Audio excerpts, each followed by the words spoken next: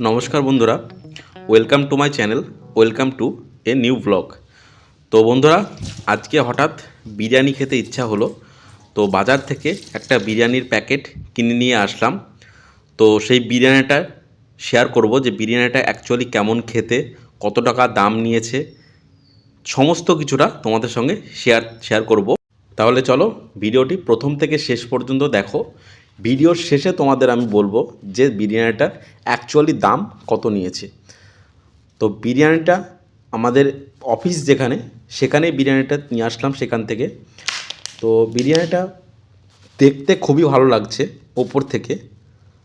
এবার বিরিয়ানিটা ঢালা যাক, তো দেখা যাক কী কী আছে বিরিয়ানির মধ্যে। আমি জানি না, কারণ আমি দোকানদারকে জিজ্ঞাসা করিনি, জাস্ট গেলাম, গিয়ে বিরিয়ানি নিয়ে চলে আসলাম। তো বিরিয়ানিটা ঢেলে ফেললাম। তো বিরিয়ানির মধ্যে প্রথমেই দেখতে পাচ্ছি যে একটা ডিম দিয়েছে, পিস মাংস দিয়েছে দেখি। এখানে দেখতে পাচ্ছি 2 পিস মাংস দিয়েছে এবং একটা বড় সাইজের আলু দিয়েছে। তো এখনকার বিরিয়ানিতে সচরাচর 2 পিস মাংস দেখতে পাওয়া যায় না, খুবই কম। তো এটাই দেখছি 2 পিস মাংস আছে এবং তার সঙ্গে একটা বড় সাইজের আলু দিয়েছে। আলুটা খুবই নরম, হাত দিলেই মানে গলে গেল এরকম একটা বিষয়। এবং তার সঙ্গে একটা ডিম দিয়েছে। এখন সচরাচর ডিমও দেয় না বিরিয়ানির সাথে, এখন শুধু আলু আর চিকেন বিরিয়ানি হলে চিকেন, মাটন বিরিয়ানি হলে মাটন। এবং তার সঙ্গে সঙ্গে স্যালাড আছে, শসা পেঁয়াজ, এবং তার সঙ্গে দিয়েছিল একটা দারুণ জিনিস।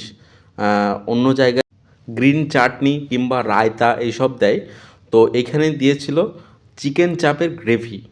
একটা প্যাকেটে করে চিকেন চাপের গ্রেভি দিয়েছিল, আর গ্রেভিটা দারুণ হয়েছিল। গ্রেভিটা আমি একটু খেয়ে দেখলাম, দারুণ হয়েছে গ্রেভিটা।